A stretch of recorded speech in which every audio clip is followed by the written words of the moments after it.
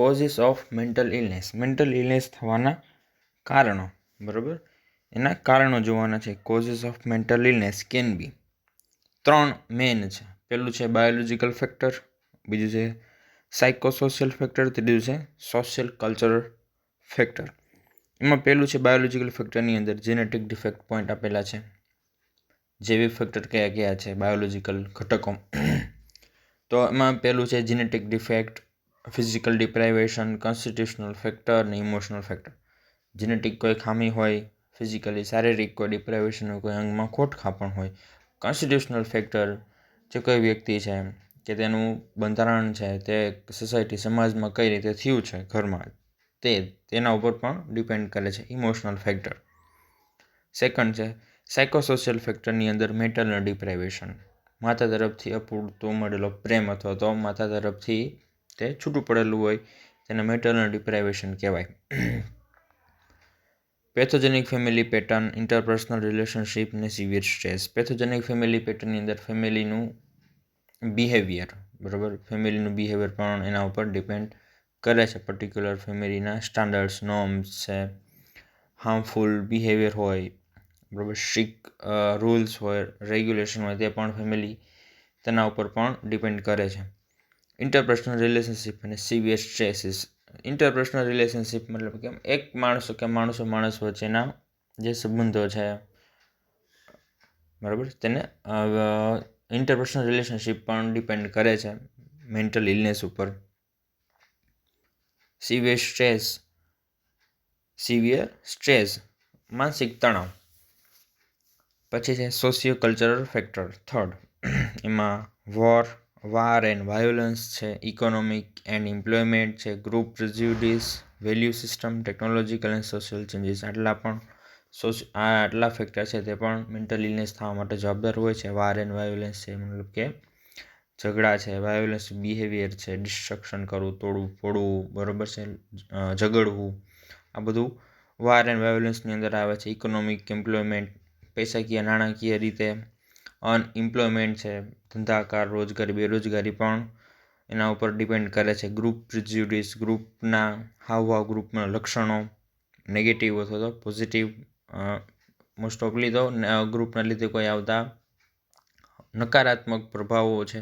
Value system છે, પોતાની self family અંદર કે સમાજની અંદર પોતાની વેલ્યુ સિસ્ટમ છે, તેની જાતને તે કઈ રીતે બીજા સામે રજૂ કરવી અથવા તો બીજા તેને કેટલું માન સન્માન આપે છે. Technological and social changes.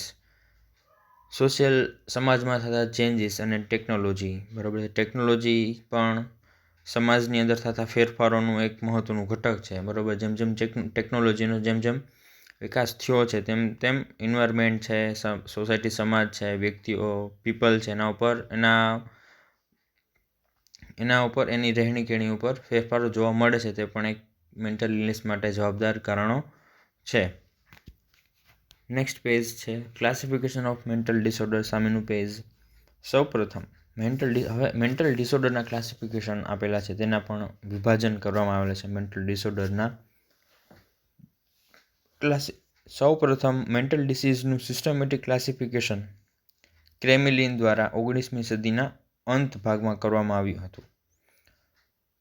હાલમાં મુખ્યત્વે 3 પ્રકારના ક્લાસિફિકેશન ઓફ મેન્ટલ ડિસઓર્ડર જોવા મળે છે, જે નીચે મુજબ છે, બરાબર. હાલમાં કેટલા પ્રકારના, તો કે 3 પ્રકારના ક્લાસિફિકેશન ઓફ મેન્ટલ ડિસઓર્ડર છે તે જોવા મળે છે. અંડરલાઇન કરજો. હાલમાં મુખ્યત્વે 3 પ્રકારના ક્લાસિફિકેશન, વર્ગીકરણ કરવામાં આવેલા છે મેન્ટલ ડિસઓર્ડરના, બરાબર. પહેલું છે international classification, ICD, international classification of disease.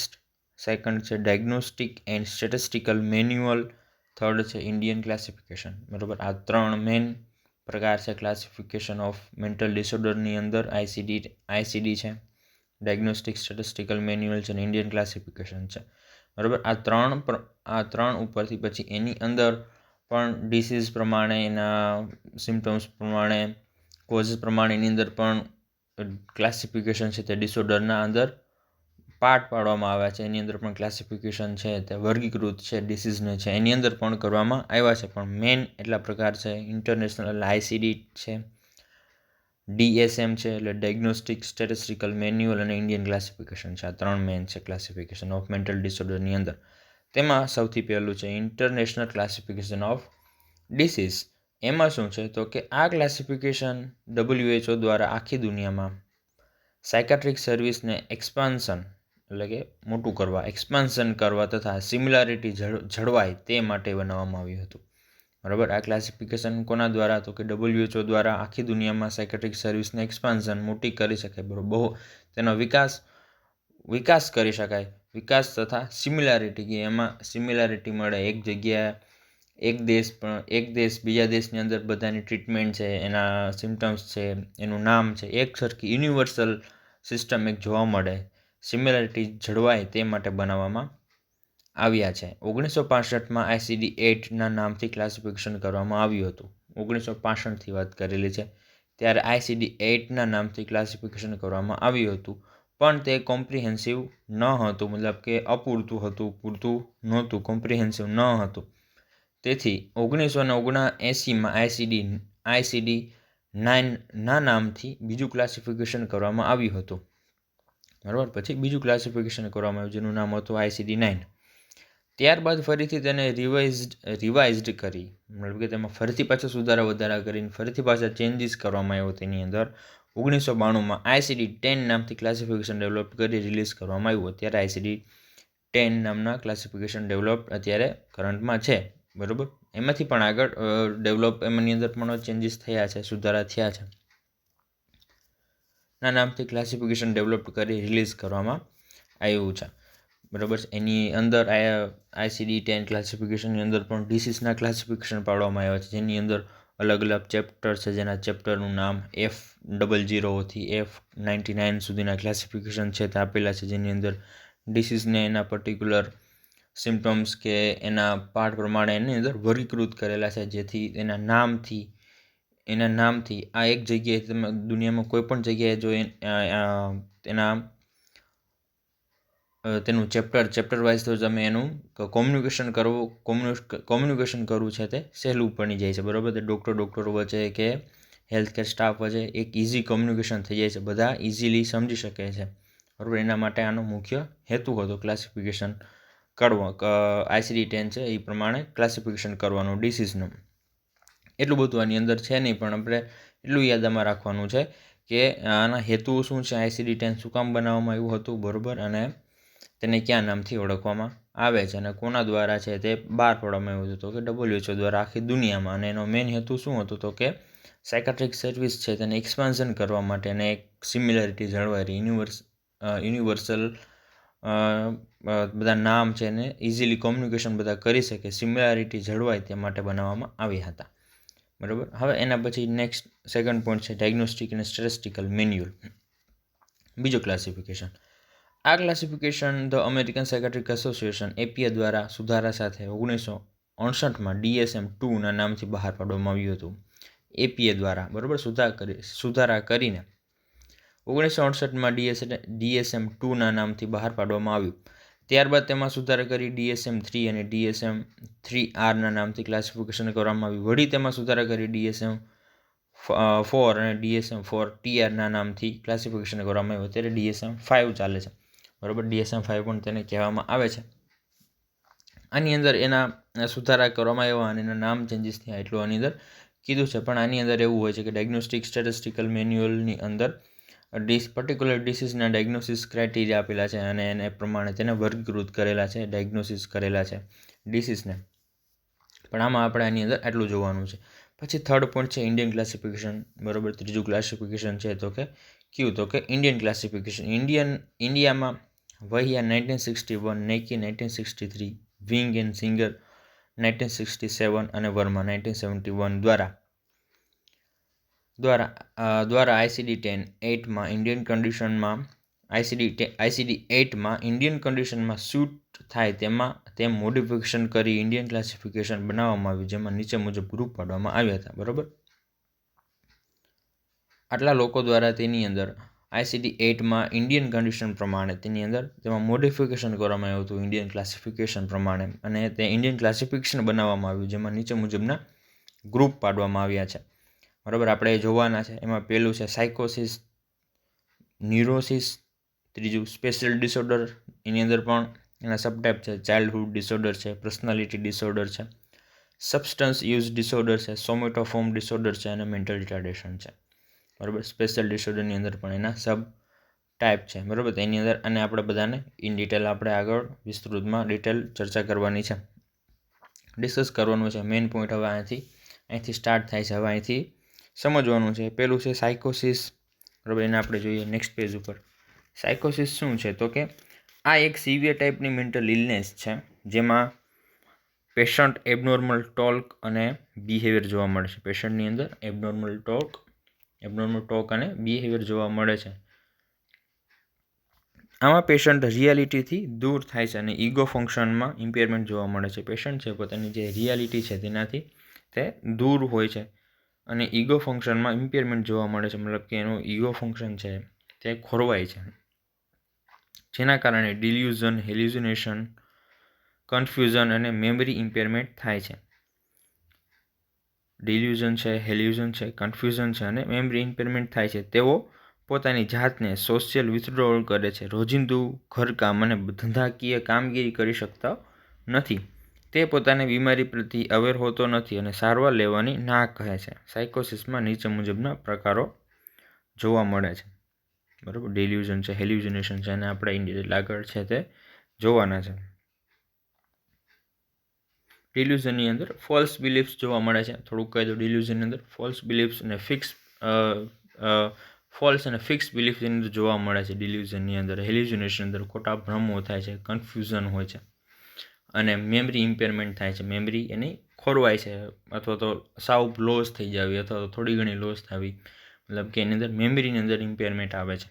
બરાબર, આટલી વસ્તુ થાય છે. પોતાની જાતને સોશિયલી વિથડ્રો કરે છે, સમાજથી તે દૂર ભાગે છે, કાંઈ કામ કરી શકતો નથી, રોજિંદુ ઘરકામ અને ધંધાકીય કામગીરી કરી શકતા નથી.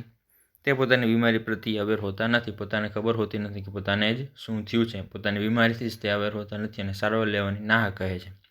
સાયકોસિસમાં નીચે મુજબના પ્રકારો જોવા મળે છે. સાયકોસિસની અંદર પણ સબ ટાઈપ છે. જેમ કે હવે ક્લાસિફિકેશનની અંદર આ બધા ક્લાસિફિકેશન આ રીતે જ આની અંદર હોય છે. સાયકોસિસ છે તો એની અંદર બે પ્રકાર છે, ઓર્ગેનિક સાયકોસિસ અને ફંક્શનલ સાયકોસિસ. હવે એમાં ઓર્ગેનિક સાયકોસિસની અંદર પણ બીજા એના ટાઈપ છે, એક્યુટ બ્રેન ડિસઓર્ડર અને ક્રોનિક બ્રેન ડિસઓર્ડર. બરાબર, ડિલિરિયમ અને ડિમેન્શિયાનું કીધું છે. બરાબર, આ એક પ્રકારના સિમ્ટમ્સ છે, કોઝિસ છે, ડિલિરિયમ અને ડિમેન્શિયા છે. બરાબર, પછી બીજું છે ફંક્શનલ સાયકોસિસ. ફંક્શનલ સાયકોસિસની અંદર પણ બે ટાઈપ છે, સ્કિઝોફ્રેનિયા છે અને અફેક્ટિવ ડિસઓર્ડર છે. બરાબર, આ દરેક વિશે આપણે ડિટેલમાં જોવાનું છે. એમાં સૌથી પહેલું જોઈએ ઓર્ગેનિક સાયકોસિસ. ઓર્ગેનિક સાયકોસિસ શું છે? તો કે આને ઓર્ગેનિક બ્રેન ડિસઓર્ડર તરીકે પણ ઓળખવામાં આવે છે. આમાં મુખ્ય બે પ્રકાર પડે છે. બરાબર, એની અંદર પણ બે પ્રકાર છે, એક્યુટ બ્રેન ડિસઓર્ડર ડિલિરિયમ અને ક્રોનિક બ્રેન ડિસઓર્ડર ડિમેન્શિયા. એની અંદર શું હોય છે જોઈએ. આ કન્ડિશનમાં બ્રેન ફંક્શન ઇમ્પેર થાય છે. બ્રેનનું ફંક્શન છે તે ઇમ્પેર થવું. ઇમ્પેર એટલે એની અંદર ડિસેબિલિટી આવી. બરાબર, ઇમ્પેર થાય છે. આ થવા પાછળ ઘણા કારણો જવાબદાર હોય છે. દાખલા તરીકે ડ્રગ ઇન્ટોક્સિકેશન, ડ્રગની side effect, nutritional deficiency and mild head injury. બરાબર, ન્યુટ્રિશનલ ડેફિશિયન્સી હોય, ન્યુટ્રિશનલ કોઈ ડેફિશિયન્સીના લીધે હેડની ઇન્જરી, ટ્રોમા, એના લીધે પણ બ્રેન ફંક્શન છે તે ઇમ્પેર થાય છે. ડિલિરિયમની અંદર ડિલિરિયમનું કહી દો. ડિલિરિયમની અંદર પેશન્ટની સેલ્ફ કોન્શિયસ છે તે જળવાતી નથી. પોતે અનએવેર હોય છે પોતાના સરાઉન્ડિંગ વિશે, આજુબાજુ શું ચાલી રહ્યું છે, શું થઈ રહ્યું છે તેનાથી તે અવેર હોતા નથી, જે ડિલિરિયમની અંદર થાય છે. ડિમેન્શિયાની અંદર મેમરી રિલેટેડ છે. પોતાની મેમરી છે તે ગુમાવે છે, લોસ ઓફ મેમરી થઈ જાય છે, જજમેન્ટ છે પોતાનું લોસ થઈ જાય છે ડિમેન્શિયાની અંદર. બરાબર, એક પ્રકારનો સિમ્ટમ્સ છે, ગ્રુપ ઓફ સિમ્ટમ્સ જોવા મળે છે ડિમેન્શિયાની અંદર. એને આપણે આગળ જોશું, બ્રીફ ડિસ્ક્રિપ્શન આગળ એના વિશે જોશું. ક્રોનિક બ્રેન ડિસઓર્ડર શું છે? તો કે આ કન્ડિશનમાં બ્રેન ટિશ્યુમાં પરમેનન્ટ ડિસ્ટ્રક્શન થાય છે. ક્રોનિક બ્રેન ડિસઓર્ડરની અંદર બ્રેન ટિશ્યુમાં પરમેનન્ટ ડિસ્ટ્રક્શન થાય છે. મગજના જે ટિશ્યુ છે, સેલ્સ છે, તેની અંદર ડિસ્ટ્રક્શન થાય છે. આ થવા પાછળ ઘણા કારણો જવાબદાર હોય છે. દાખલા તરીકે બ્રેન ઇન્જરી. બરાબર, મગજની injury. Degenerative disease of CNS central nervous સિસ્ટમની degenerative disease. Intracranial space occupying lesion. Intracranial space occupying લીઝનની અંદર ડિજનરેટિવ ડિસીઝ થવા સેન્ટ્રલ નર્વસ સિસ્ટમની અંદર, બરાબર, મતલબ કે એક નર્વસ સિસ્ટમના ડિસઓર્ડર છે તે એની અંદર આવે છે. ડ્રગ ઇન્ટોક્સિકેશન એટસેટ્રા, બરાબર. આ છે તે બ્રેન ટિશ્યુ ડિસ્ટ્રક્ટ થવાના કારણો છે, જવાબદાર કારણો છે જેનાથી ક્રોનિક બ્રેન ડિસઓર્ડર છે તે થઈ શકે છે, બરાબર. ક્રોનિક બ્રેન ડિસઓર્ડર છે એટલે એની અંદર ઘણા મેન્ટલ ઇલનેસ, ઘણા મેન્ટલ ડિસઓર્ડર છે તે આવી જાય છે, બરાબર. આમાં એક ડિમેન્શિયાનું, ડિલિરિયમનું એક પર્ટિક્યુલર ઉદાહરણ દીધું છે, બરાબર. પણ એક્યુટ બ્રેન ડિસઓર્ડર છે જેમાં કાઉન્સમાં લખેલું છે ડિલિરિયમ, મતલબ કે ડિલિરિયમ થાય એવું નથી, એનાથી ઘણી એવી બીજી કન્ડિશન છે તે ઉત્પન્ન થઈ શકે છે. ક્રોનિક બ્રેન ડિસઓર્ડર છે જેની અંદર બ્રેન ટિશ્યુ છે પરમનન્ટ ડિસ્ટ્રક્શન થાય છે, જેનાથી પણ બીજી ઘણી એવી કન્ડિશન છે તે ડેવલપ થઈ શકે છે, બરાબર. પણ એના મેઇન કોઝિસ, કારણો જવાબદાર ક્યાં ક્યાં છે તે કીધા છે. સામેના પેજ ઉપર ફંક્શનલ સાયકોસિસ. આમાં મુખ્ય બે પ્રકાર પડે છે, બરાબર. જો આપણે સાયકોસિસની અંદર બે મેઇન ટાઈપ હતા, એક ઓર્ગેનિક સાયકોસિસ અને ફંક્શનલ સાયકોસિસ. ઓર્ગેનિક સાયકોસિસની અંદર બે, એક્યુટ બ્રેન ડિસઓર્ડર અને ક્રોનિક બ્રેન ડિસઓર્ડર. આપણે બે જોયા, એના કારણો જોયા તે કે એક્યુટ બ્રેન ડિસઓર્ડર શું કામ થાય છે, ક્રોનિક બ્રેન ડિસઓર્ડર છે તે શું કામ થાય છે, બરાબર. હવે બીજો પોઈન્ટ છે ફંક્શનલ સાયકોસિસ. ફંક્શનલ સાયકોસિસની અંદર પણ બે પોઈન્ટ છે, સ્કિઝોફ્રેનિયા છે અને અફેક્ટિવ ડિસઓર્ડર છે, બરાબર. એમાં પહેલું છે સ્કિઝોફ્રેનિયા. આ રોગ થવાની ઓનસેટ એજ એટલે આ રોગ થવાની શરૂઆત, બરાબર, મતલબ કે ક્યારે થાય તે 15 થી 25 વર્ષ લખેલું છે મેનની અંદર અને 25 થી 35 વર્ષ વુમનની અંદર. આના સિમ્ટમ્સમાં ડિલ્યુઝન છે, હેલ્યુસિનેશન છે, ડિસઓર્ગેનાઇઝ્ડ સ્પીચ છે, ઇમોશનલ બ્લન્ટિંગ છે, ઓટિઝમ છે, એટસેટ્રા, બરાબર. આના સિમ્ટમ્સમાં સ્કિઝોફ્રેનિયાની અંદર આટલા સિમ્ટમ્સ છે તે જોવા મળે છે. ડિલ્યુઝન મતલબ કે ફોલ્સ અને ફિક્સ બિલીફ, જે બીજા માટે છે તે ખોટી હોય છે, મતલબ પણ પેશન્ટ માટે સાચી હોય છે, એ ડિલ્યુઝન કહેવાય છે. ફિક્સ અને ફોલ્સ બિલીફ હોય છે, ખોટી માન્યતા, ખોટી વિચારધારણા એની અંદર હોય છે, જે રિયાલિટી બેઝ ઉપર હોતું નથી. હેલ્યુસિનેશનની અંદર ખોટા ભ્રમ થતા હોય છે. એમની અંદર ઘણા હેલ્યુસિનેશનના ટાઈપ છે, ઓડિબલ છે, વિઝ્યુઅલ છે, બરાબર, સેન્સેશન છે, એ પ્રમાણે ઘણા ટાઈપના હેલ્યુસિનેશન હોય છે. ખોટા એવાના અવાજ સંભળાય છે, અથવા તો ઓડિબલ, વિઝ્યુઅલ હેલ્યુસિનેશન છે, અથવા તો તેને જે નથી એવું તેને દેખાય છે. અમુક પ્રકારના અવાજો સંભળે છે, જેમ કે કોઈ એના વિશે વાતો કરે છે, અથવા તો કોઈક એના વિશે બોલે છે, બીજા કોઈ સામે વ્યક્તિ ઊભા હોય તો તને એવું લાગે છે કે એ લોકો મારી વાતો કરે છે, બરાબર, જે લોકો કરતા હોતા નથી, જે સાચું હોતું નથી, પણ એને એવું હેલ્યુસિનેશન થાય છે, બરાબર. એને હેલ્યુસિનેશન કહેવાય છે. ડિસઓર્ગેનાઇઝ્ડ સ્પીચ, બરાબર છે, બોલવાની શક્તિ છે તે ગુમાવી, બરાબર, પૂરતા સરખું વાક્ય ઉચ્ચારણ તે કરી શકતા નથી, શું બોલે છે તે આપણે સમજી શકતા નથી, ડિસઓર્ગેનાઇઝ સ્પીચ હોય છે, ઇમોશનલ બ્લન્ટિંગ હોય છે, બરાબર. તેના ઇમોશન હોય છે બધા બ્લન્ટ થઈ ગયેલા હોય છે. બ્લન્ટ એટલે કે સ્ટોપ થઈ જવું, પોઝ થઈ જવું. ઇમોશન કોઈ પણ વસ્તુ કે કોઈ પણ વાત હોય, કોઈ પણ જગ્યા હોય, જે કાંઈ ઇમોશન હોય આપણા, જે કોઈ તેની અંદર હોતા નથી, બરાબર છે. કોઈ પણ વસ્તુની અંદર તે એન્જોયમેન્ટ છે તે મેળવી શકતા નથી, બરાબર. જે વસ્તુ એને સૌથી વધારે ગમતી હતી, કે સૌથી વધારે એને કરવી ગમતી હતી, કે એવા કોઈ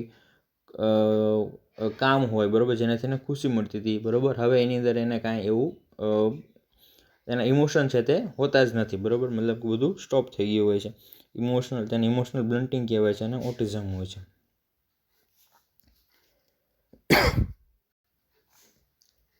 ઓટિઝમ, જેની અંદર એક ઇઝીલી કોઈ પણ બીજા વ્યક્તિઓ સાથે તે એક પ્રકારના ઇમોશન છે, કોમ્યુનિકેટ છે તે સારી રીતે કરી શકતું નથી, વાતચીત આદાન પ્રદાન કરવી, બરાબર, હાવભાવ છે, બરાબર, તે કરી શકતું નથી, તે ઓટિઝમની અંદર આવે છે.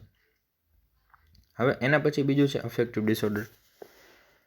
અફેક્ટિવ ડિસઓર્ડરની અંદર આ પ્રકારમાં મેનિક, ડિપ્રેશન, સાયકોસિસ, જે અફેક્ટિવ ડિસઓર્ડર મતલબ કે મૂડ ડિસઓર્ડર પણ કહી શકાય. અને આ પ્રકારમાં મેનિક, ડિપ્રેશન, સાયકોસિસ અને ઇન્વોલ્યુશન મેલેન્કોલિયા, મતલબ કે મેજર ડિપ્રેશન, મેલેન્કોલિયા અને મેજર ડિપ્રેશન પણ કહેવામાં આવે છે, જોવા મળે છે. Manic depressive સાયકોસિસમાં mood swing, manic depressive સાયકોસિસની અંદર મૂડ સ્વિંગ મતલબ કે ક્યારે એનું મૂડ બદલાઈ જાય તે નક્કી હોતું નથી, બરાબર. ક્યારેક તે હસતું હોય છે, ક્યારેક તે થોડી વારમાં તો તે રડવા લાગે છે, બરાબર. તેના મૂડ ક્યારે ચેન્જ થાય છે તે ફિક્સ હોતું નથી. થોડી વાર એના મૂડ છે તે ચેન્જ થાય છે, એને મૂડ સ્વિંગ કહેવાય છે. Mood swing, reaction and over activity, અથવા તો depression with against under activity, બરાબર. ડિપ્રેશન આવું, અથવા બંનેનું કોમ્બિનેશન જોવા મળે છે. સાથે સાથે ડિલ્યુઝન અને હેલ્યુસિનેશન જોવા મળે છે. ઇનોવોલ્યુશન મેલેન્કોલિયામાં ડિપ્રેશન વિથ એજિટેશન, હોપલેસનેસ અને ગિલ્ટ જોવા મળે છે, બરાબર. આ અફેક્ટિવ ડિસઓર્ડરની અંદર એટલા પોઈન્ટ છે તે જોવા મળે છે. એના પછી છે થર્ડ, ન્યુરોસિસની અંદર જો આ સેકન્ડ પોઈન્ટ આવી ગયો છે, ન્યુરોસિસ. પેલું સાયકોસિસની અંદર એટલી વસ્તુ જોઈએ આપણે. ઓર્ગેનિક સાયકોસિસની અંદર બે મેઇન પોઈન્ટ હતા, ઓર્ગેનિક સાયકોસિસ ને ફંક્શનલ સાયકોસિસ. બંનેની અંદર બબે સબ પોઈન્ટ હતા. એના પછી આવે છે હવે ન્યુરોસિસ. શું છે તો કે આ એક માઇલ્ડ ટાઈપની મેન્ટલ ઇલનેસ છે. કયા ટાઈપની તો કે માઇલ્ડ ટાઈપની મેન્ટલ ઇલનેસ છે, જેમાં દર્દી સ્ટ્રેસના લીધે excessive or prolonged emotional reaction બતાવે છે. તેમાં anxiety, fear, sadness, vague, ache and pain etcetera symptoms જોવા મળે છે. તે પોતાના પ્રોબ્લેમ પ્રત્યે અવેર હોય છે, તેના માટે તે સારવાર પણ લે છે. ન્યુરોસિસમાં નીચે મુજબના પ્રકારો જોવા મળે છે. તો ન્યુરોસિસની અંદર ન્યુરોસિસ શું છે તો કે એક માઇલ્ડ ટાઈપની મેન્ટલ ઇલનેસ છે, જેમાં દર્દી સ્ટ્રેસના લીધે, માનસિક તણાવના લીધે એક્સેસિવ અથવા તો પ્રોલોંગ ઇમોશનલ રિએક્શન બતાવે છે. લાંબા ટાઈમ સુધીના ઇમોશનલ રિએક્શન બતાવે છે. તેમાં એન્ઝાઇટી છે, ફિયર છે, સેડનેસ છે, વેગુ છે, એચિસ છે એન્ડ પેન એટસેટ્રા સિમ્ટમ્સ જોવા મળે છે, બરાબર. એન્ઝાઇટી, ફિયર, સેડનેસ, વેગ એટલે મતલબ કે કોઈ વસ્તુ છે અથવા તો વાત છે તે સરખી રીતે તે સમજી શકતા નથી. પછી એચિસ્ટ એન્ડ પેન્સ એટસેટ્રા છે. એચિસ મતલબ કે લોંગ ટાઈમ સુધી પેનને ફીલ કરે છે. એન્ડ પેન્સ એટસેટ્રા સિમ્ટમ્સ જોવા મળે છે. લાંબા ટાઈમ સુધી તેમને પેન ફીલ થવું તેને એચિસ કહેવાય છે. પેન એટસેટ્રા સિમ્ટમ્સ જોવા મળે છે. તે પોતાના પ્રોબ્લેમ પ્રત્યે અવેર હોતા નથી, અવેર હોય છે, તેના માટે તે સારવાર પણ લે છે. ન્યુરોસિસમાં નીચે મુજબના પ્રકાર જોવા મળે છે. જો સાયકોસિસની અંદર પોતે પેશન્ટ છે તે અવેર હોતો નથી, બરાબર, તેથી તે તેની સારવાર લેતો નથી. ન્યુરોસિસની અંદર પેશન્ટ હોય છે તે પોતે અવેર હોય છે અને તે પોતાની સારવાર લેવા માટે પણ જાય છે, બરાબર. પોતે જાગૃત હોય છે એટલું કે પોતાની અંદર જે એબનોર્માલિટી જે પ્રેઝન્ટ હોય છે તેનાથી તે અવેર હોય છે. આની અંદર પણ નીચે મુજબના પ્રકારો જોવા મળે છે. ન્યુરોસિસની અંદર પણ પ્રકારો છે, બરાબર. કેટલા તો કે એન્ઝાઇટી ડિસઓર્ડર છે, ડિસથેમિયા છે, કન્વર્ઝન રિએક્શન છે, ઓબ્સેસિવ કમ્પલ્સિવ ડિસઓર્ડર છે, OCD કહેવામાં આવે છે, ફોબિક એન્ઝાઇટી ડિસઓર્ડર છે, સોમેટોફોર્મ ડિસઓર્ડર છે અને ડિસોસિએટિવ ડિસઓર્ડર છે, બરાબર. આ દરેક વિશે ડિટેલમાં જોવાનું છે. એમાં પહેલું જોઈએ એન્ઝાઇટી ડિસઓર્ડર. આમાં કારણ વિના વ્યક્તિમાં ભય અને સંચયની લાગણી જોવા મળે છે. જેનો કોઈ આધાર હોતો નથી, મતલબ કે તે સાચું હોતું નથી કે તેના વાસ્તવિકતા સાથે કોઈ સંબંધ નથી. સામાન્ય વ્યક્તિ એન્ઝાઇટીને બીઇંગ નર્વસ તરીકે ઓળખે છે, બરાબર. એનાથી નર્વસ થવું તે એન્ઝાઇટીથી તરીકે ઓળખે છે. આમાં ઓટોમેટિક સિમ્ટમ્સ જેવા કે headache, perspiration, palpitation, tightness in the chest, mild discomfort, restless etcetera જોવા મળે છે, બરાબર. એન્ઝાઇટી ડિસઓર્ડરની અંદર ઓટોમેટિક એટલે કીધું છે કે એની અંદર આટલા સિમ્ટમ્સ તો જોવા મળે છે. એન્ઝાઇટી, વધારે પ્રકારની ચિંતા હોય, ભય હોય, સંચય હોય મનની અંદર, બરાબર. એની અંદર આવા ઓટોમેટિક સિમ્ટમ્સ તો જોવા આવી જાય છે. હેડેક હોય, પરસ્પિરેશન હોય, મતલબ કે પસીનો વધારે છૂટવો, પરસ્પિરેશન છે, પલ્પિટેશન છે, બરાબર. પોતાના હૃદયના ધબકારા વધી જવા લાગવું, tightness in the chest, mild discomfort, restless etcetera તેના સિમ્ટમ્સ છે તે જોવા મળે છે એન્ઝાઇટી ડિસઓર્ડરની અંદર. સેકન્ડ પોઈન્ટ છે ડિસથેમિયા. બી, કોઈનું મૃત્યુ થવું, અંગત વ્યક્તિને ગુમાવી, loss of status, loss of money or property failure and ફ્રસ્ટ્રેશનના કારણે વ્યક્તિમાં ડિપ્રેશન જોવા મળે છે. આમાં સામાન્ય રીતે headache, body ache, weakness, lack of appetite, ભૂખ ના લાગવી, કોન્સ્ટિપેશન, સ્લીપલેસનેસ, પછી નોટ ઇન્ટરેસ્ટિંગ ઇન એનીથિંગ, રડવાની લાગણી થવી, સુસાઇડના વિચારો વગેરે સિમ્ટમ્સ જોવા મળે છે. ડિસથેમિયાની અંદર આટલા સિમ્ટમ્સ છે તે જોવા મળે છે.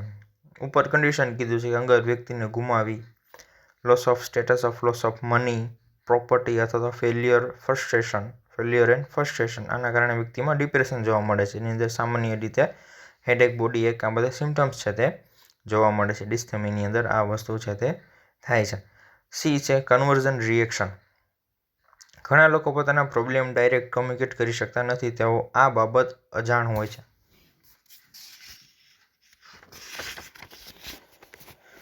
ઘણા લોકો પોતાના પ્રોબ્લેમ્સ ડાયરેક્ટ કોમ્યુનિકેટ કરી શકતા નથી, તેઓ આ બાબતે અજાણ હોય છે, પરંતુ કોમ્યુનિકેટ કરવા માંગતા હોય છે. તે ઈચ્છતા હોય છે કે બીજા લોકો તેનો પ્રોબ્લેમ જાણે અને તેના પ્રત્યે સહાનુભૂતિ બતાવે, તેને સપોર્ટ આપે અને હેલ્પ કરે. આ માટે તેનામાં હિસ્ટેરિકલ ન્યુરોસિસ ડેવલપ થાય છે. આમાં તેને ફિઝિકલ સિમ્ટમ્સ અથવા કોઈ નોન ઇલનેસ ડેવલપ થાય છે. નોન ઇલનેસ મતલબ કે તે જાણતો હોય એવી ઇલનેસ ડેવલપ થાય છે. આ બધી પ્રોસેસ તેના અનકોન્શિયસ માઇન્ડમાં થાય છે. તે તેના પ્રત્યે અજાણ હોય છે. બીજા લોકોનું અટેન્શન અને સિમ્પથી તેના પ્રત્યે થતાં તે હેપી ફીલ કરે છે. કન્વર્ઝન રિએક્શનની અંદર પોતે જ એવા પ્રકારનું તે રિએક્શન કરે છે કે જેને પોતાના કાંઈક ડિસીઝ હોય, પોતાના કાંઈક પ્રોબ્લેમ હોય, બરાબર છે, તે એવું બતાવે છે પોતાના બીજાના અટેન્શન અને સિમ્પથી મેળવવા, બરાબર, અને જે પ્રત્યે થતાં તે પોતાને હેપી ફીલ કરે છે, બરાબર. પછી એને એવું સારું લાગે છે, બરાબર. એની અંદર બીજું શું કીધું છે કે ઘણા લોકો પોતાના પ્રોબ્લેમ છે તે ડાયરેક્ટ કોમ્યુનિકેટ કરી શકતા નથી, બરાબર.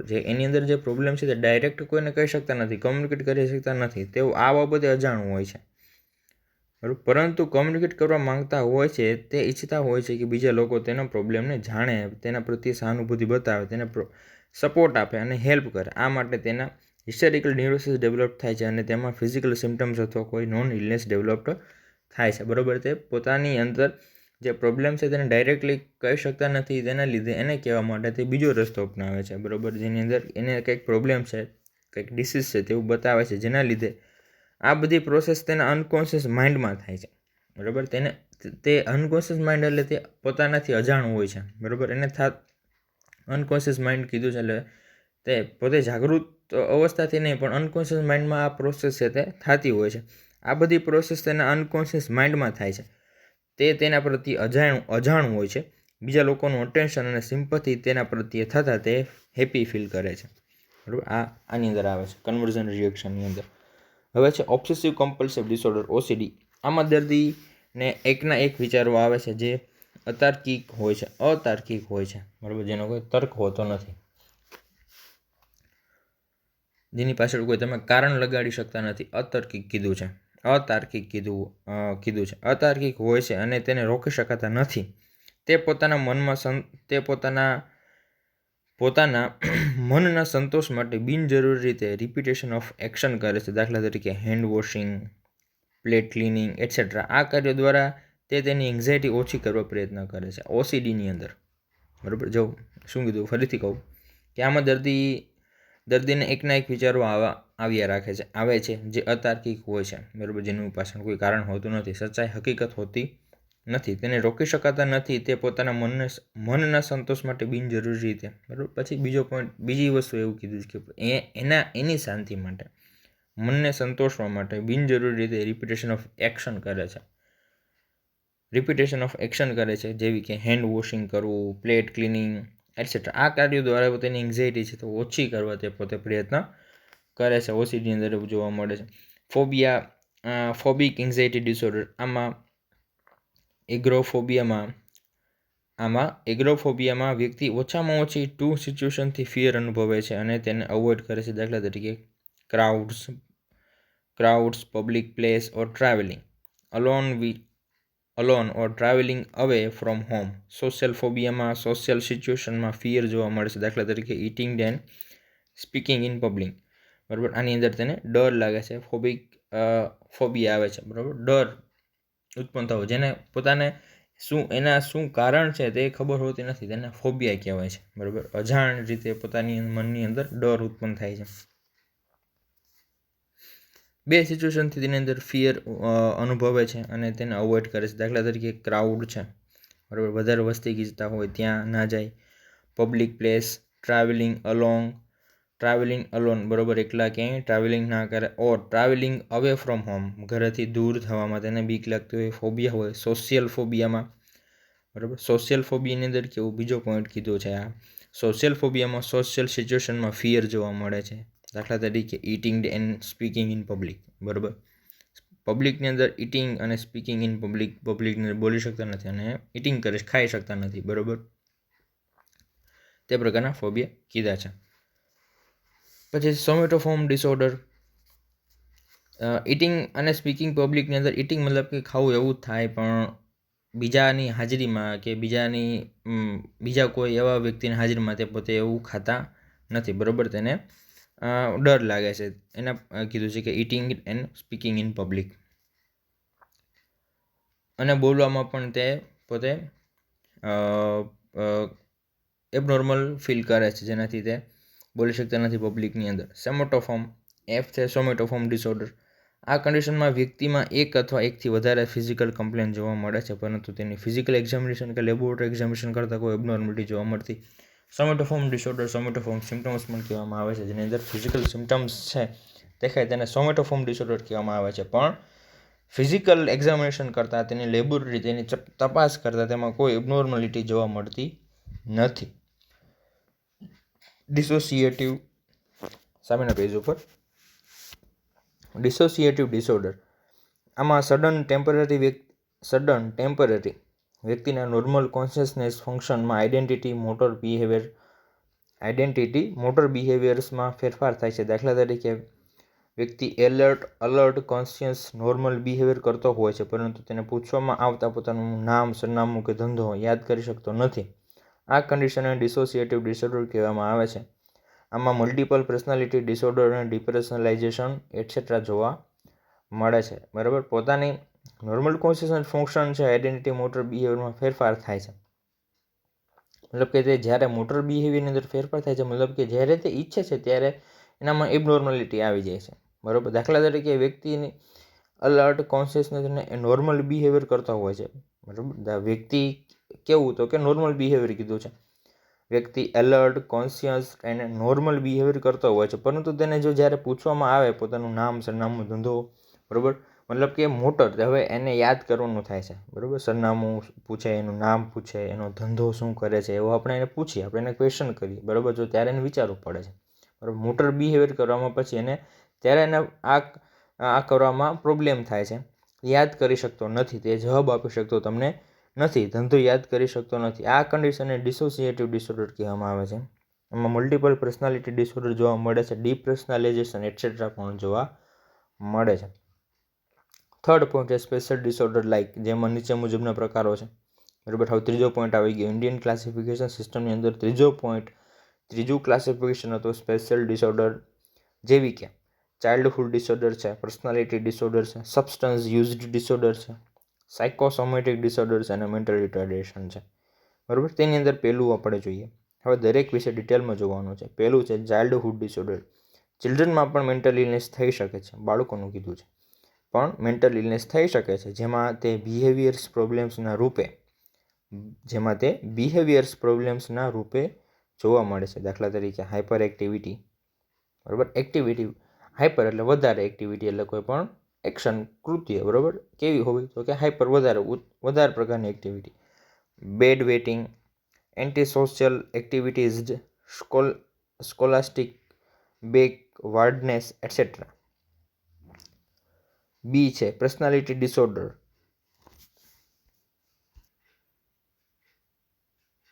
અને બી પોઈન્ટ છે પર્સનાલિટી ડિસઓર્ડર. આ પ્રકારના ડિસઓર્ડરમાં વ્યક્તિના પર્સનાલિટી ડિસઓર્ડરની અંદર આ પ્રકારના ડિસઓર્ડરમાં વ્યક્તિના એડોલેસન્સ પીરિયડની શરૂઆત જ સોશિયલી માલ એડેપ્ટિવ બિહેવિયર જોવા મળે છે, બરાબર. જે એડોલેસન્સ પીરિયડ છે, બરાબર, 18 પછીનો જે પીરિયડ છે એડોલેસન્સ પીરિયડની શરૂઆત જ સોશિયલી માલ એડેપ્ટિવ બિહેવિયર જોવા મળે છે, બરાબર. જે સોશિયલી એક્સેપ્ટ ના કરી શકાય એવું બિહેવિયર, તેને કેવું કહેવાય? માલ એડેપ્ટિવ બિહેવિયર કહેવાય છે, જોવા મળે છે, જે લગભગ તેની એડલ્ટ લાઈફ સુધી કન્ટિન્યુ રહે છે. આ પ્રકારના ડિસઓર્ડરમાં anti social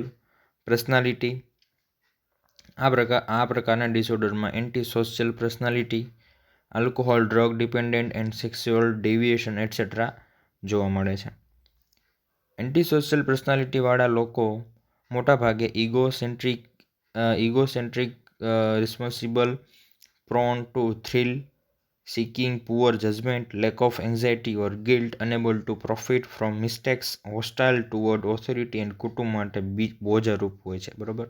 anti social personality વાળા લોકો મને અંદર શું જોવા મળે? તો કે ઇગોસેન્ટ્રિસિનિક, ઇરિસ્પોન્સિબલ હોય છે, બરાબર છે. ઇગોસેન્ટ્રિસિનિક હોય છે, પોતાની ઈચ્છાઓ છે તે પૂરી કરવામાં માનતા હોય છે, ગમે એ પછી તે એના માટે કોઈ પણ રસ્તો છે તે ભલે લેવો પડે, બરાબર છે. ઇગોસેન્ટ્રિસિનિક હોય છે, ઇરિસ્પોન્સિબલ હોય છે, પ્રોન ટુ થ્રિલ હોય છે, બરાબર. કોઈ પણ કામ કરવા માટે અચકાતા નથી, બરાબર. એનામાં એન્ઝાયટી હોતી નથી, ગિલ્ટ પોતે ફીલ કરતા નથી, પોતાની મિસ્ટેક છે તેનાથી કોઈ એને પસ્તાવો થતો નથી, બરાબર. તે ખોટું કરે છે, ભૂલ કરે છે તેવું તેનામાં પુઅર જજમેન્ટ હોય છે, બરાબર. તે જજમેન્ટ લઈ શકતા નથી કે શું સાચું છે અને શું ખોટું છે. હોસ્ટાઇલ ટુવર્ડ ઓથોરિટી, બરાબર છે, દુશ્મનાવટ ભર્યું હંમેશા કામ કરતા હોય છે અને કુટુંબ માટે બોજારૂપ હોય છે, બરાબર. આને એન્ટી સોશિયલ અથવા તો માલ એડેપ્ટિવ બિહેવિયર સાથે કહેવામાં આવે છે. પછી સબસ્ટન્સ યુઝ ડિસઓર્ડર, બરાબર. આ જો બધા ચાઇલ્ડહુડ ડિસઓર્ડરની અંદર જ આવે છે, બરાબર છે. સબસ્ટન્સ યુઝ ડિસઓર્ડરની અંદર આમાં નિયમિત રીતે વધારે ઓછી માત્રામાં સેન્ટ્રલ નર્વસ સિસ્ટમને અસર કરતા સબસ્ટન્સ પદાર્થનું સેવન કરવામાં આવે જેનાથી વ્યક્તિનું બિહેવિયર ચેન્જ થાય છે તેના સબસ્ટન્સ યુઝ ડિસઓર્ડર કહેવામાં આવે છે. આ કન્ડિશનથી દર્દીના સોશિયલ અને ઓક્યુપેશનલ ફંક્શન ઇમ્પેર થાય છે તથા વ્યક્તિ સબસ્ટન્સ લેવાનું છોડી શકતો નથી. જો તેનું પ્રમાણ ઘટાડવામાં અથવા બંધ કરવામાં આવે તો સિરિયસ વિથડ્રોવલ સિમ્ટમ્સ ડેવલપ થાય છે. સબસ્ટન્સ યુઝ ડિસઓર્ડરની અંદર કોઈ પણ વ્યસનનું કીધું છે,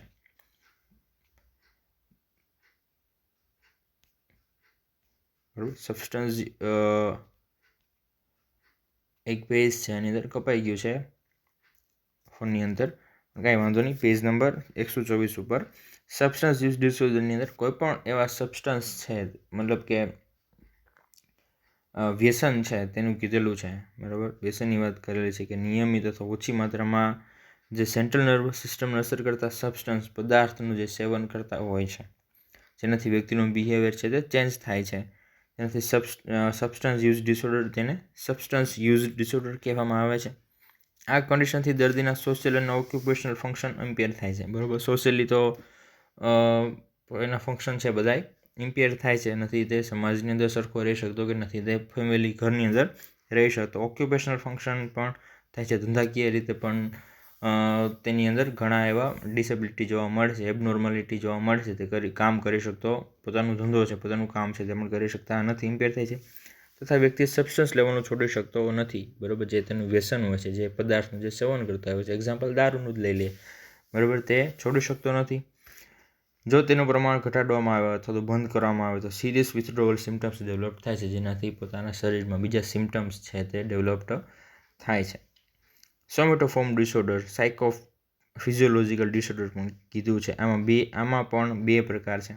એની અંદર સોમેટોફોર્મ ડિસઓર્ડરની અંદર પણ બીજા બે પ્રકાર છે, સાયકોસોમેટિક ઇલનેસ અને સાયકિક ઇલનેસ. સોમેટોસાયકિક ઇલનેસ પહેલું જોઈએ, સાયકોસોમેટિક ઇલનેસ. આમાં ઓર્ગેનિક સિસ્ટમ અફેક્ટ થાય છે. પરંતુ તેના મુખ્યત્વે ઓર્ગેનિક ફેક્ટર કરતાં સાયકોલોજીકલ એન્ડ ઇમોશનલ ફેક્ટર વધારે જવાબદાર હોય છે, બરાબર છે.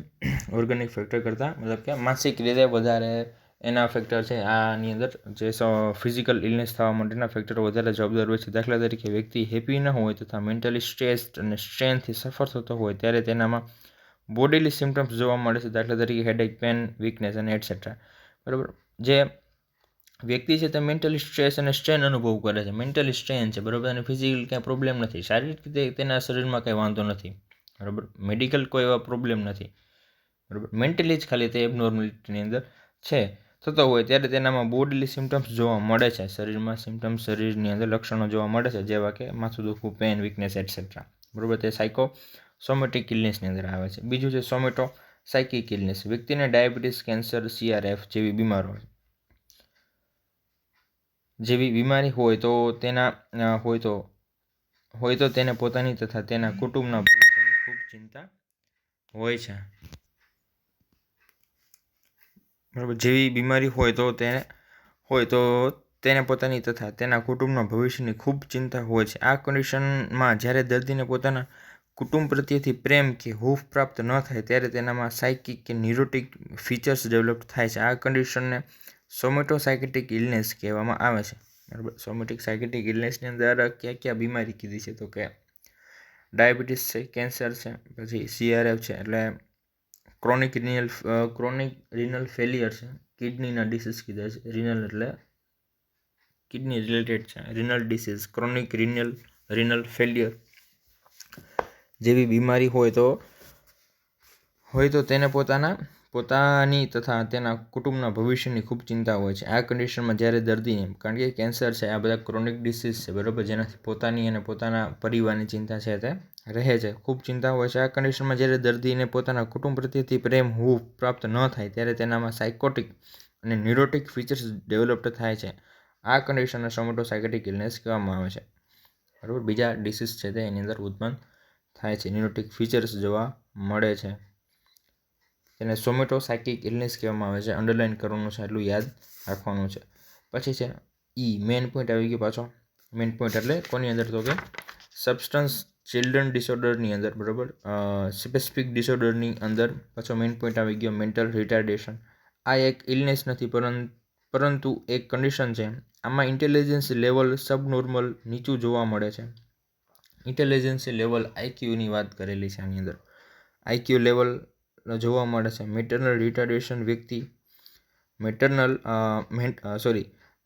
રિટાર્ડેશનવાળા વ્યક્તિમાં લેસ મેન્ટલ એબિલિટીઝ અને પુઅર સોશિયલ લર્નિંગ જોવા મળે છે, બરાબર, જેની અંદર મેન્ટલ રિટાર્ડેશન હોય છે, બરાબર, માનસિક રીતે તે એબનોર્મલ હોય છે, મેન્ટલી રિટાર્ડેડ હોય છે, એવા વ્યક્તિઓની અંદર લેસ મેન્ટલ એબિલિટીઝ હોય છે, બરાબર, માનસિક એબિલિટી હોય છે જે સામાન્ય લોકો કરતાં સાવ ઓછી હોય છે.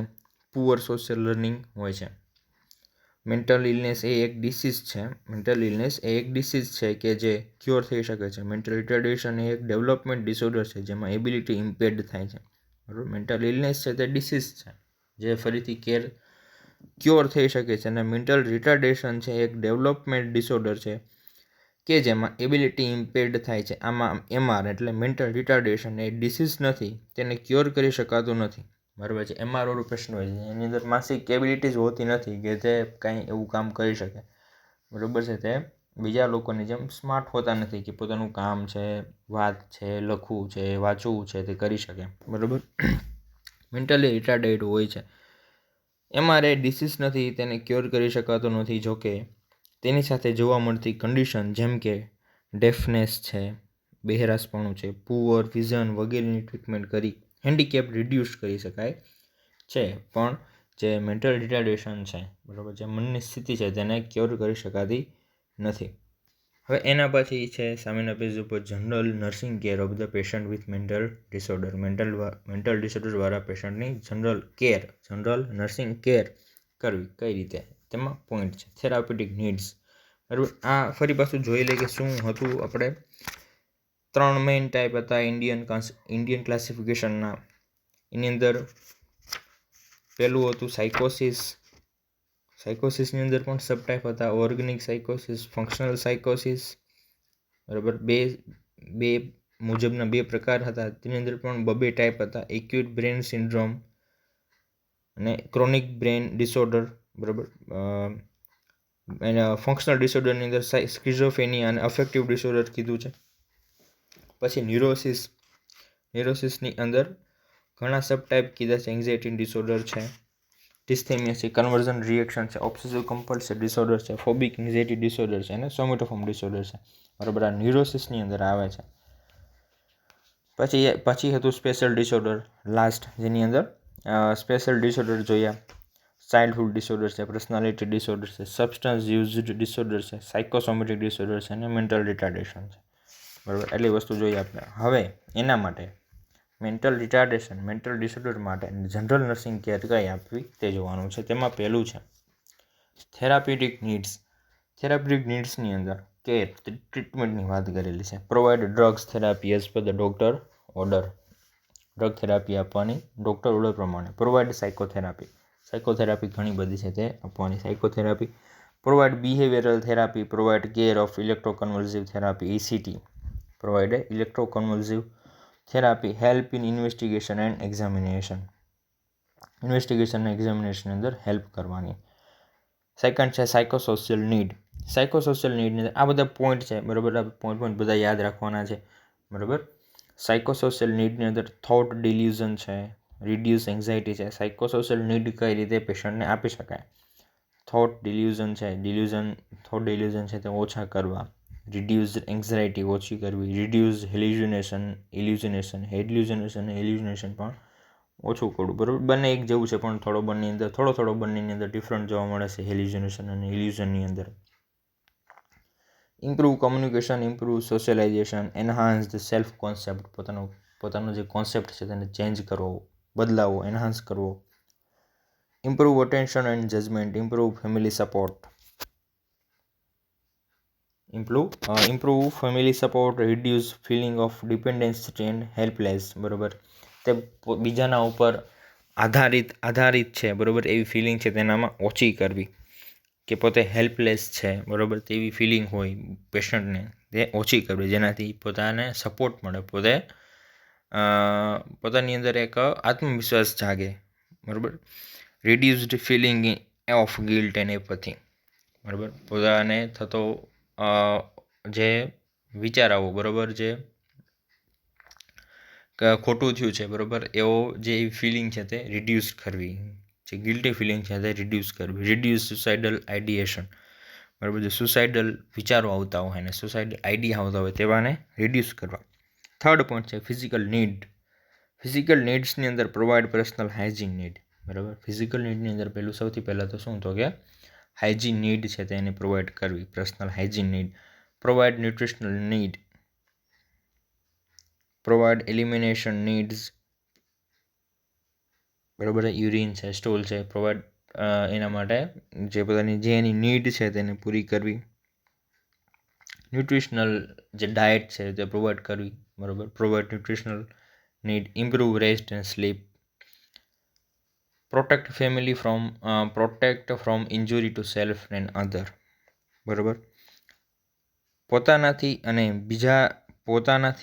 પોતાને ઇન્જરી થતી બચાવવાની અને જે પોતે છે, જે પેશન્ટ છે, જે બીજાને ઇન્જરી ના કરે તેના માટે પણ એને પ્રોટેક્ટ કરવું. પેશન્ટ છે તે પોતે જ પોતાને ઇન્જરી કરી શકે છે, પોતાના જ શરીરને ઇન્જરી કરી શકે છે, અથવા તો બીજાને તે મારી શકે છે. એટલે protect from injury to self and other, બીજાને પણ તેનાથી પ્રોટેક્ટ કરવા અને ખુદ પેશન્ટને પણ. પછી છે સેફ્ટી નીડ. પેશન્ટની જ વાત કરેલી છે અહીંયા. સેફ્ટી નીડ પેશન્ટની તો કે શું છે? Immediate restraint to avoid injury to himself or other. Immediate restraint મતલબ કે એને બાંધી દેવું, બરાબર, સ્ટોપ કરી દેવું. એની એક્ટિવિટી છે કે જે હવે બીજાને તેનાથી હાર્મ થશે, ઇન્જરી થશે, અથવા તો પોતાને જ હાર્મ થશે, બરાબર. પેશન્ટ વધારે ઠેકડા મારતું હોય કે ભાગી જવાનો પ્રયાસ કરતું હોય, બરાબર, એવા સમયે રિસ્ટ્રેન કરી દેવું, પેશન્ટને બાંધી દેવું, જેનાથી બીજાને અથવા તો પોતાને ઇન્જરી થતી બચાવી શકાય. Patient is extraordinary exalted or rowdy admitted in lockup room, બરાબર. જે પેશન્ટ છે જે રાઉડી થયું હોય, બરાબર છે, એક્સ્ટ્રા ઓર્ડિનરી જે એક્ટિવિટી કરતું હોય તેને લોકઅપ રૂમની અંદર લોક કરી દેવું, પૂરું દેવું. Provide sedative drug as per doctor order under supervision. Sedative drug આપવાથી પેશન્ટ છે તે સૂઈ જાય છે, શાંત થઈ જાય છે, જે ડૉક્ટર ઓર્ડર પ્રમાણે એના સુપરવિઝનની અંડર આપવાનું હોય છે. Avoid keeping big or pointed articles anywhere near the patient, બરાબર છે. મોટા અને જે પોઇન્ટેડ આર્ટિકલ્સ હોય છે, બરાબર, આર્ટિકલ્સ તેની પાસેથી દૂર રાખવા. સીઝર છે, નાઇફ છે, બરાબર, કોઈ હેન્ડલ છે, સ્ટીલના કોઈ આર્ટિકલ્સ છે, ટ્રે હોય, કપ હોય, કાચની વસ્તુ હોય, લાગે એવી વસ્તુ હોય, હાર્મ થઈ શકે એવી વસ્તુ હોય, તેવી પેશન્ટના હાથમાં આવે, પેશન્ટથી નજીક હોય, પેશન્ટની નજીક રાખવાની નહીં, બરાબર. તો પેશન્ટની નજીક હોય તો દૂર લઈ જવી, પણ પેશન્ટની નજીક રાખવી નહીં. Anywhere near the patient. Keep easily obtainable article out of reach of the patient, બરાબર. ઇઝીલી પેશન્ટથી દૂર હોય એ રીતે પેશન્ટને આર્ટિકલ્સથી દૂર રાખવો. Restrict visitors in acute stage of avoid irritability, બરાબર. આવા સ્ટેજની અંદર જે વિઝિટર હોય છે, બીજા પેશન્ટના ફેમિલી મેમ્બર્સ અથવા તો પોતાના જેના ફેમિલી મેમ્બર્સ હોય તેને ત્યારે અવોઇડ કરવા, રિસ્ટ્રિક્ટ કરી દેવા, જેનાથી ઇરિટેબિલિટી, પેશન્ટની ઇરિટેબિલિટી છે એને શાંત કરી શકાય. પ્રિવેન્ટ વોર્ડ એક્સાઇટમેન્ટ, વોર્ડની અંદર એક્સાઇટમેન્ટ છે તેને પ્રિવેન્ટ કરવી પેશન્ટની, જેથી પેશન્ટ છે તે શાંત થઈ જાય, વાતાવરણ છે તેને શાંત કરવું. Know reaction of the patient, પેશન્ટનું રિએક્શન છે તે જાણવાનો પ્રયત્ન કરવો. Keep patient under the close observation, અને ક્લોઝ ઓબ્ઝર્વેશન અંદર પેશન્ટને રાખવામાં આવે છે. Recreational need, divert the patient from his sickness, delusion, hallucination etcetera, બરાબર. રિક્રિએશનલ, ફરીથી પાછું પેશન્ટની અંદર નોર્મલ ફિલિંગ્સ લાવી, નોર્મલ પેશન્ટને કરવું. રિક્રિએશનલ નીડ કીધું છે. Divert the patient from his sickness, પેશન્ટની સિકનેસથી પેશન્ટને ડાયવર્ટ કરવું. Enable to lead toward normal pattern of life, sense of wellbeing. Enable to lead toward normal pattern life, બરાબર. એને નોર્મલ પેટર્ન લાઈફ શું છે તેના વિશે ધ્યાન દોરવું, તેના વિશે કહેવું, બરાબર. અને સેન્સ ઓફ વેલબિંગ છે, બરાબર, એના વિશે એને જાણ કરવી, શીખવાડવું. પ્રમોટ હિઝ સેલ્ફ કોન્સેપ્ટ, પોતાનો સેલ્ફ કોન્સેપ્ટ છે તેને પ્રમોટ કરવો, આત્મવિશ્વાસ છે તેની અંદર લાવવો. Improve socialisation, improve attention and concentration, socialisation વધે, બીજા સાથે વાતચીત કરી શકે, બીજા સાથે રહી શકે, હળી મળી શકે, અને સોશિયલાઇઝેશન કરાય. એની અંદર ઇમ્પ્રુવમેન્ટ કરવું, improvement attention and concentration. Spiritual નીડ્સની અંદર શું આવે તો કે enable to developed his routine activities, પોતાની જે એક્ટિવિટી છે તેને એનેબલ કરવી, તે કરી શકે. Developed his routine activities. Promote self satisfaction in life, બરાબર. પોતાનાથી સેલ્ફ સેટિસ્ફેક્શન થાય, બરાબર, એને સપોર્ટ કરવાનો, બરાબર, એવી વસ્તુ એને આપવાની જે કાંઈ વસ્તુ તે ઈચ્છતો હોય. સ્પિરિચ્યુઅલ નીડ્સ છે તેના આધ્યાત્મિક રીતે જેની નીડ છે તેને પૂરી કરે, જેનાથી પોતાની લાઈફને તે પોતાની સેલ્ફને છે તે સેટિસ્ફાઈ કરી શકે.